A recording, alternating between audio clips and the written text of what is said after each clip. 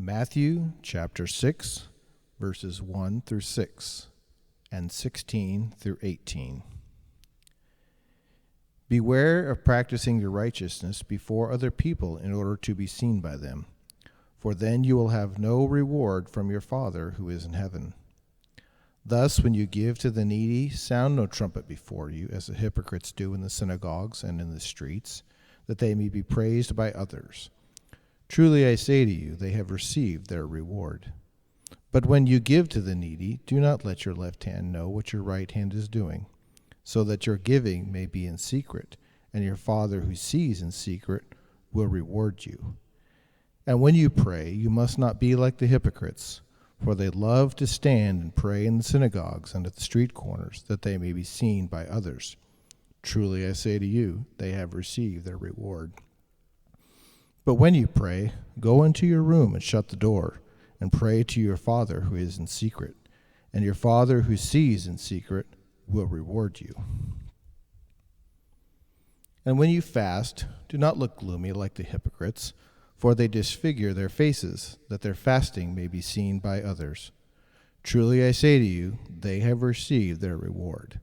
But when you fast, anoint your head and wash your face, that your fasting may not be seen by others, but by your Father who is in secret, and your Father who sees in secret will reward you.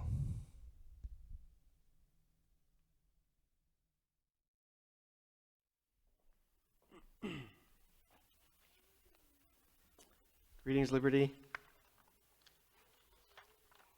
We're going to be in Matthew chapter 6 this morning, so if you'd like to go there, it's a good time to do it. A couple years ago, my wife and I were driving back from Minot, and we were listening to a podcast from a Christian conference speaker, and I really don't fully remember the topic of that podcast, but I certainly remember a story that this speaker was relating to his audience. He was telling about how he and his family really liked every summer to vacation along Minnesota's North Shore, and just all of the pretty parks and rivers and waterfalls that are found along that strip heading northeast along Lake Superior shoreline.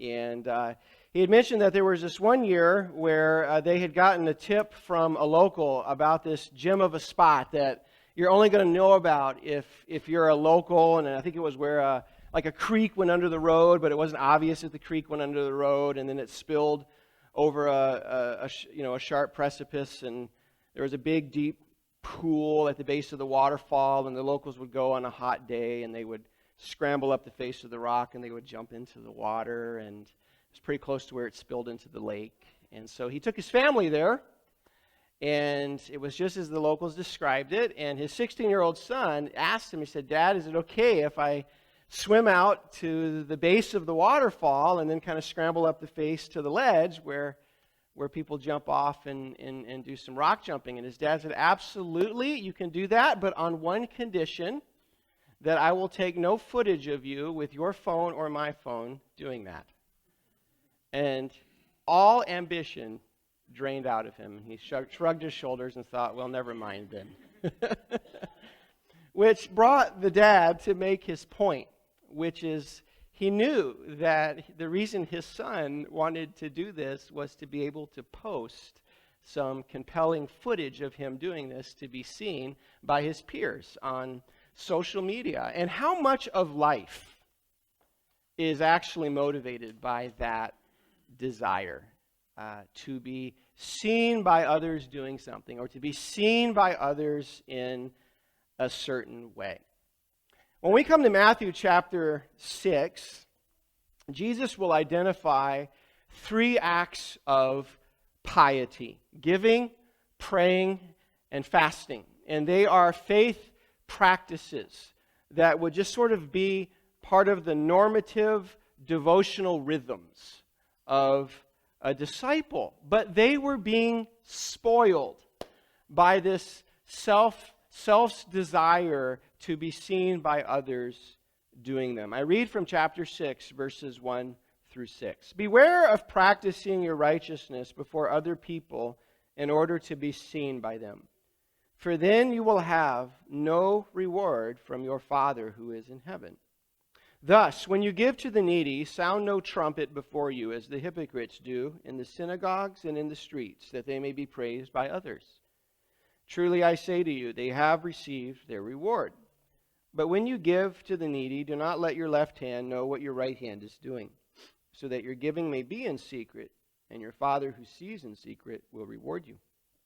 And when you pray, you must not be like the hypocrites, for they love to stand and pray in the synagogues and at the street corners, that they may be seen by others. Truly I say to you, they have received their reward. But when you pray, go into your room and shut the door and pray to your Father who is in secret. And your Father who sees in secret will reward you. I'm going to drop down to 16 through 18. And when you fast, do not look gloomy like the hypocrites, for they disfigure their faces, that their fasting may be seen by others. Truly I say to you, they have received their reward. But when you fast, anoint your head and wash your face, that your fasting may not be seen by others, but by your Father who is in secret. And your Father who sees in secret will reward you. The importance of these devotional practices or outward expressions of our faith is not even in question in this passage. I think Jesus just assumes that disciples will be doing them when you give, when you pray, when you fast. But what is kind of put on the operating table here is the way we do them and why we do them. And are they really coming from a heart that's motivated by our fellowship with the Heavenly Father? And this is such a big theme, isn't it, in the Sermon on the Mount, that once again, the thoughts and intents of the heart are on the hot seat here with Jesus, because God sees the inside appearance to who we are. And Jesus sees the way these acts of piety were being spoiled by this self-promoting spirit, that where it was all being done in this attention-getting sort of way to win the admiration of others. So we'll just kind of take them in turn as they show up in the text.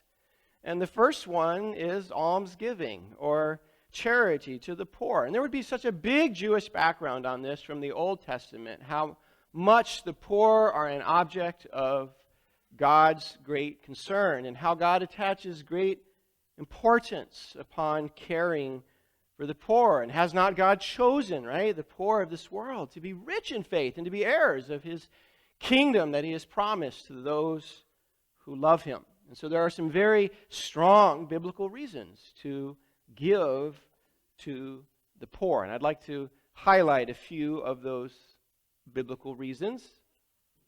One of them, and I think the most obvious one, is that when we give to the poor, we stand in solidarity with God's heart for the poor. We enter into His burden, and He promises to even reward those who enter into His burden for the poor. It reminds me of Proverbs 19:17, that he who lends to the poor lends to his Maker, and the Lord will reward him. Another reason that we give to the poor is that when we give to the poor, we stand not just in solidarity with God, we stand in solidarity with the poor. We are honoring the reality that there is not a great distinction between the poor and the rich, between the personhood of the poor and the personhood of the rich. Do you know that we as people love to make distinctions, don't we? And find ways to distinguish ourselves from others and sort people out into different categories and classifications. That's just what we're always doing, that, dividing and making distinctions.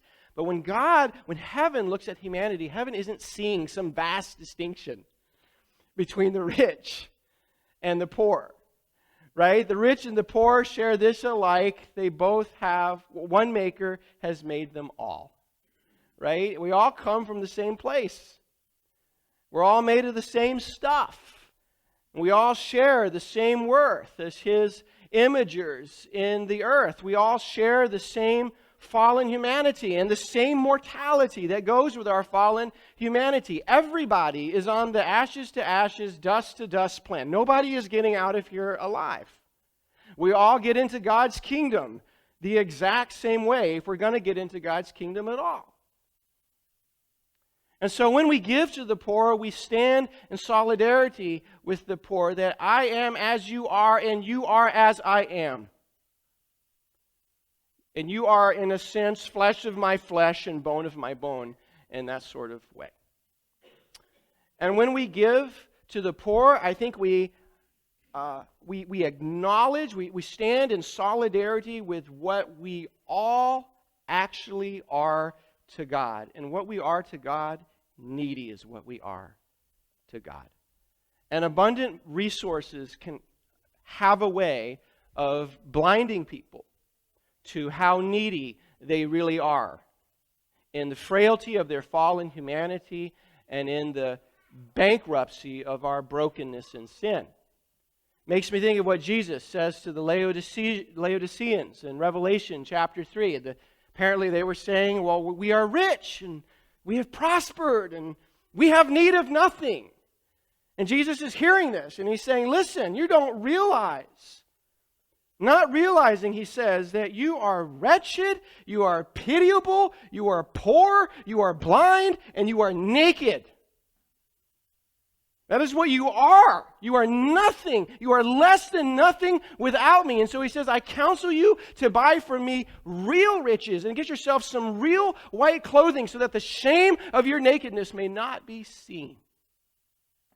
And so when we give to the poor, we stand in solidarity with what we all actually are to God, and that is needy and poor in that way. And lastly, when we give to the poor, another great reason to give to the poor is when we give to the poor, we are standing in solidarity with our salvation story of a God who bankrupted himself, in a sense, to come be among us and to make his life a human offering for our sin. I love the way Paul puts it in 2 Corinthians chapter 8. I know this is probably a memory verse many of you have internalized. You know the grace of our Lord Jesus Christ, that though he was rich, right? Rich in heavenly exaltation, rich in angelic worship and adoration, rich in divine ownership of all things, that though he was rich, Paul says, yet for your sake he became poor, so that through his poverty you might become rich. Any one of those and all of those and any combination of those would be a wonderful reason to be giving to the poor. But those reasons aren't in sight here, are they? Right? Jesus is saying, no, this is not what you're not giving. You're just giving to the poor to shape other people's opinions of you by in a sense, sounding a trumpet ahead of you. And whether he means that metaphorically or literally, I don't know. But he's calling them out on, you've got ways of getting other people's attention when it's giving time. And so you forfeit the glory of God's praise for the empty worth of man's praise. And you're throwing away real lasting reward for some sort of cheap, temporary reward that's destined to fail you in the end. And he calls that hypocrisy. Don't be like the hypocrites. Why would he call that hypocrisy? Because you're acting like you love them. You act like you're concerned about them, but what you love is yourself. What you love is your reputation. What you love is the approval and recognition you gain from others. And so you create this appearance of godly concern, but without a true heart of godly concern for the people that you seek to help. And so he pops off with one of the most memorable statements in the Bible, is that when you give, do not let your left hand know what your right hand is doing. Don't be flashy about your generosity. Don't take a selfie of you handing out a sandwich to some homeless guy, and then don't find creative ways to drop hints, about things in conversation. Jonathan, would you pray for my shoulder? I just threw it out when I was lugging a big sum to the synagogue yesterday. Just help me with that, brother, and pray. Don't do that. Don't do it. Because Jesus is like, you have your reward. That's all you get, is the good impression that you made on others. And you know what I like about Jesus? Is he doesn't extinguish the thought of reward. It comes right back around at the end of 4. And your Father who sees in secret will reward you. You know, I think Jesus just knows human nature, that human nature tends to be very rewards driven. And he doesn't show up in a way where he just tries to kill that all off. He shows up in a way where he tries to take that and harness that in a better way, where he tries to take that and route that in a more Godward way. Okay, self, does self want to be blessed? Nod your head. Yes, self wants to. Let me show you how to really get blessed. Because God promises future reward for a generous use of your resources in the here and now when that's done out of a right heart and for the right reason. So let's be giving from a heaven-bent heart. Be that person that's holding out for better blessing in the end. Be that person who believes that God can bless me better in the end than I could ever bless myself right now in the way that I give. And so I'm going to be that person that's holding out for better blessing and converting treasure on earth into true treasure in heaven. And see, Jesus is never ashamed to motivate people with the prospects of future reward, motivating present action in the now. Number 2, let's go to prayer. When you pray, you must not be like the hypocrites, for they love to stand and pray in the synagogues and at the street corners, so that they may be seen by others. This is prayerless praying. Prayerless praying, performing for others and wasting the true purpose of prayer. And he says, okay, so maybe this is the person that puts on a very special voice when they pray, or adopts some sort of special jargon to sound supremely or super pious to their peers around them. And he says, this is all the reward that you're going to get. That's it. The slight uptick in the opinion polls about you, that's it. It's all the reward that you get. The compliment that somebody may pay you down the line, wow, I just love it when you pray. That's it. That's all the reward you get. The admiring look that someone might give you, like, look at that girl go, man. Every time I look her way, she is just at it with her God again, man. She is just all into God. I wish I could love God like that. That's it. That's her reward. It's all the reward you get. It's all the reward you get. But here's what you don't get. What you don't get is real results from God. What you don't receive are real answers from God. What you don't get is it ever reaching the ears of God. It amounts to prayerless praying. And again, he labels this hypocrisy. And it should be hard to see why he would label this hypocrisy, because prayer is about us really pressing into God and seeking God. And Jesus is pointing out that when you pray, God is not who you're seeking. You're seeking your own glory. Everybody look at me. Look at, in prayer, we fix the eyes of our faith on God. But you guys are praying, the people he's talking to, he's like, you guys are praying in a way where you're just trying to fix everybody's eyes onto you. And that's an abusive prayer. That's hypocrisy. And so let me just point out, this is what I did: to be seen, to be seen, to be seen.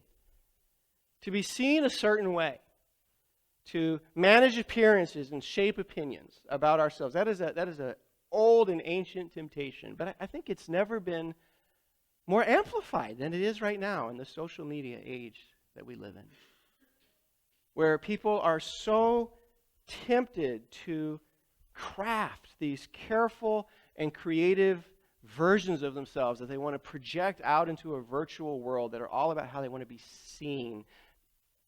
And it's really more than about how I want to be seen. It's about how I want others to think of me through the way that I want to be seen.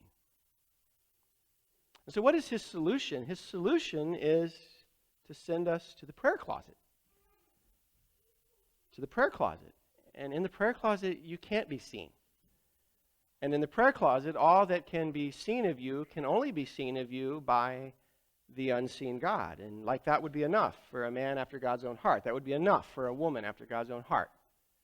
Like it would be enough that God sees, that God hears, that God knows, and that God cares. It would be enough for me or for you to aim our life at an audience of one and seek to be pleasing to an audience of one. Now, I don't think Jesus is banning public praying here. I don't think he's like placing some moratorium on all public praying or all group praying. I think that would just go steamrolling over the weight of other biblical passages. I don't think Jesus is banning formal prayers that are offered on formal occasions, like weddings and funerals and graduation ceremonies or whatever. I don't think he's banning that, but he's telling us there's got to be a real personal prayer life that's going on behind the scenes between the unseen God and the unseen you. And it's not in public, it's happening in secret, and God is being sought after by you in secret, and God sees in secret, and God will reward you for a secret life of godliness to Him. There's got to be that kind of prayer life happening. And so that our public prayer life is really the outflow of our private prayer life. And I take this as literally as I can. I think there ought to be literal space that you have set aside, that you retreat to. I really do. And maybe that's a literal closet. Maybe that's a literal room that you go to, or a chair that you love to sit in that room. Maybe that's the cab of a truck, when it's just you in the cab of the truck and a lot of windshield time. And God can be sought for secretly in that place. Maybe it's when the mom hands the kids off to dad and locks herself in the bathroom and takes a 45-minute bubble bath and just downloads her heart onto God, right? Maybe it's a path in the woods, if you can find those in North Dakota, that you like to get away from people and walk down and walk and talk to God, whatever. But there's got to be that personal, private place and space that facilitates authentic connection with God, where it's an unpressured place where you're pressing in close to Him, and the only reason you're there is relationship,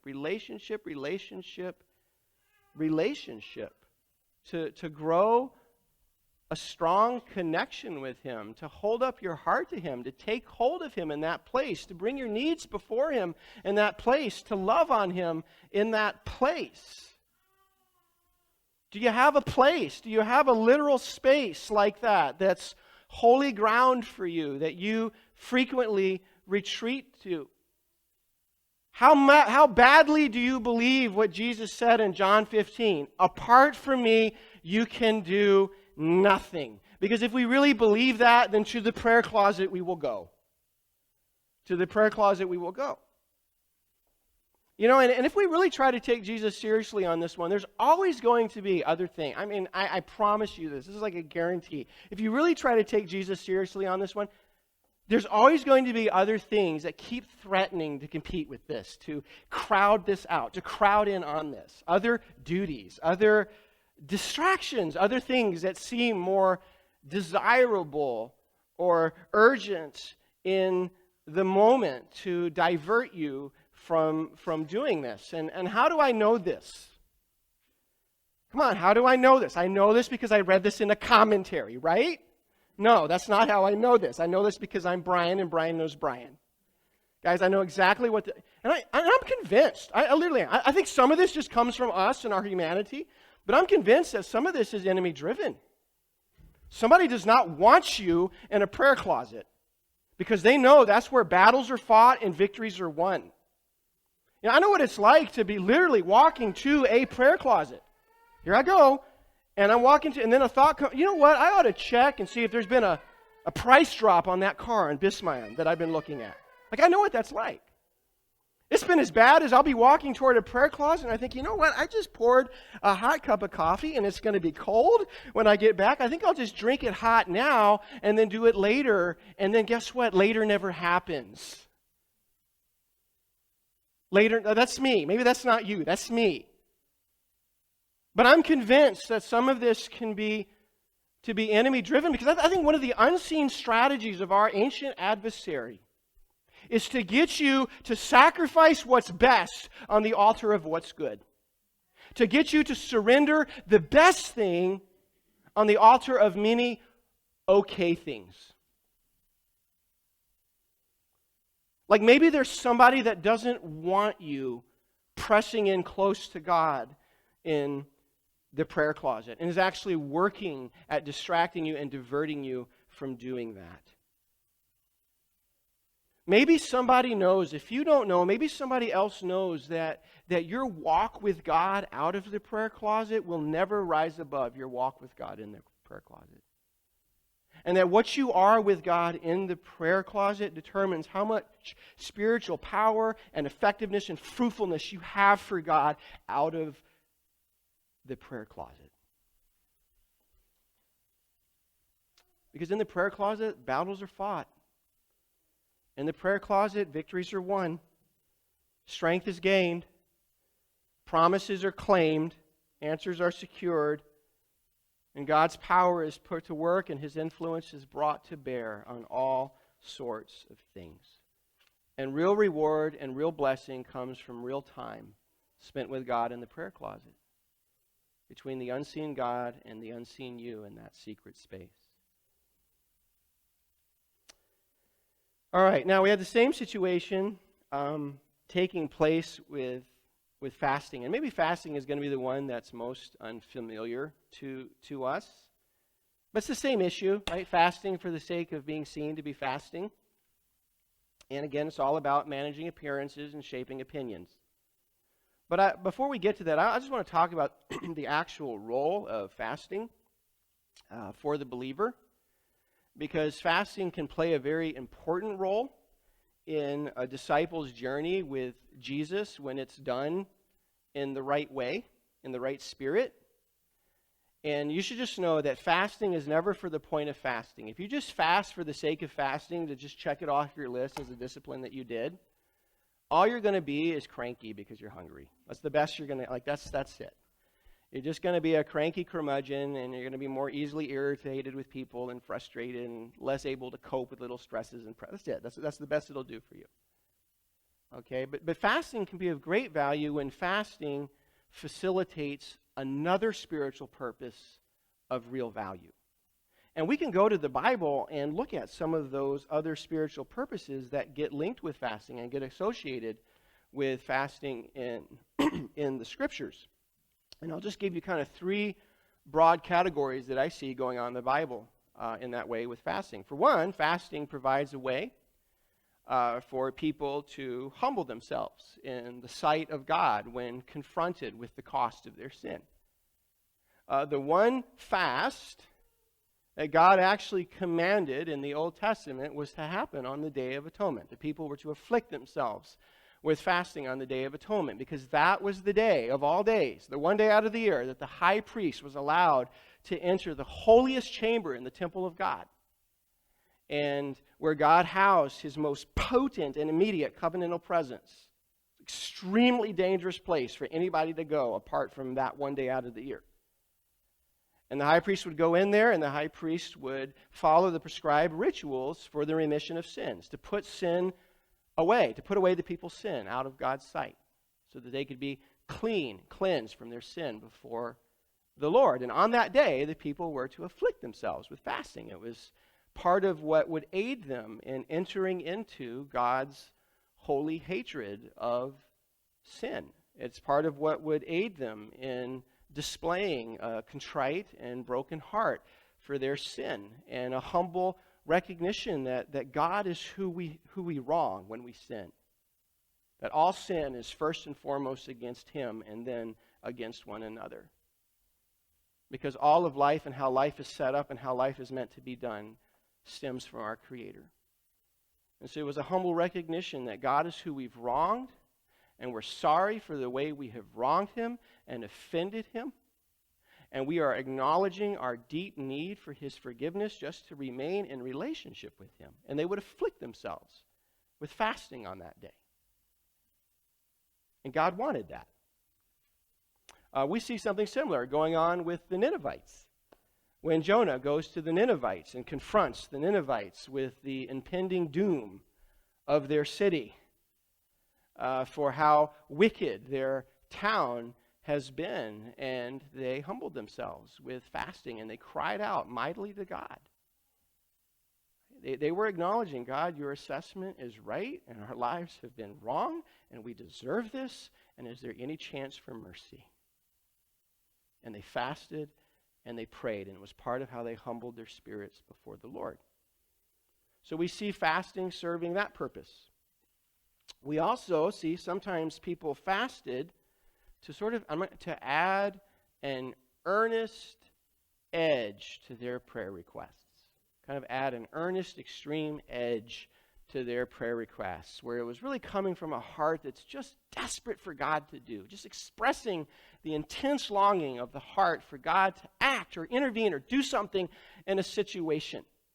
Makes me think of Nehemiah, right? When the Jewish cupbearer to the Persian king, and he receives the news about the city of Jerusalem, kind of still in a ramshackle condition, and the people there are still covered with disgrace, and the wall still broken down, and everything still in a depressed condition. And he hears that, and it pains his heart, and he humbles himself, and he sets himself to fast and to pray and to cry out to God to intervene in the situation and to reverse it and to raise up the ruins again, right? He's desperate for God. He's grieved, and he's desperate for God to do. And fasting is aiding him, him taking that humble and earnest posture before God as he's making his petitions to God.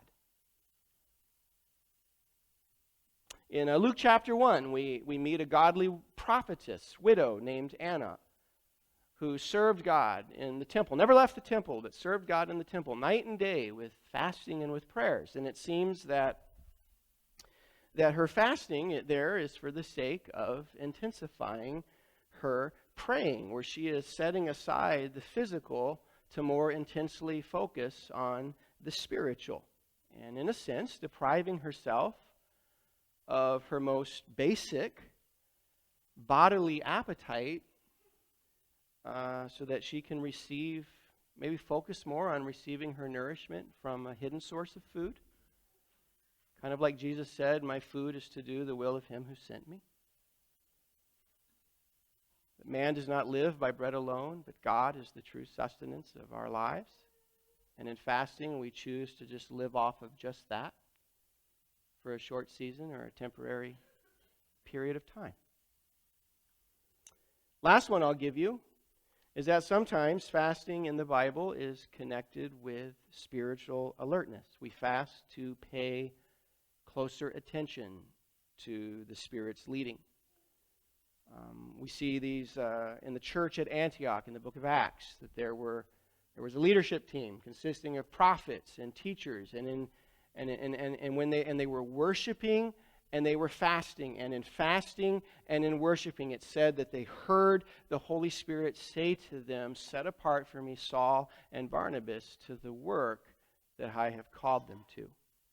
And so in their fasting and in their worshiping came this heightened state of hearing from the Holy Spirit. And so we might fast when we really are trying to lean into God for some situational specific wisdom, or we might fast when we're really trying to gain a substantial sense of God's leading or direction on something. So you see all of those reasons taking place with fasting. Of course, none of those reasons are what's really going on here.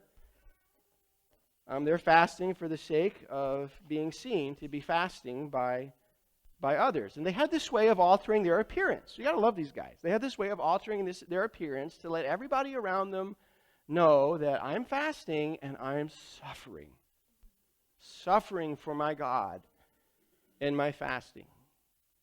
To try to create this, aura of, look at those spiritual heroes out there. Just see those guys. Look at them suffering so for their God. What hardcore commitment, what devotion, what discipline. I wish I had that kind of faith. And Jesus says, and what hypocrisy. You are taking an act that's meant to aid spiritual humility, and you are using it for a prideful purpose. Glory to me. Look at self. Show self off. How spiritual, godly, whatever self is. And that's hypocrisy. And so he says, so when you fast, anoint your head and wash your face. Brian's paraphrase is, look bright-eyed and bushy-tailed when you fast. And just keep it between you and God. Appear normal and act normal. And then God will honor your fast. And then real blessing will result from your fast.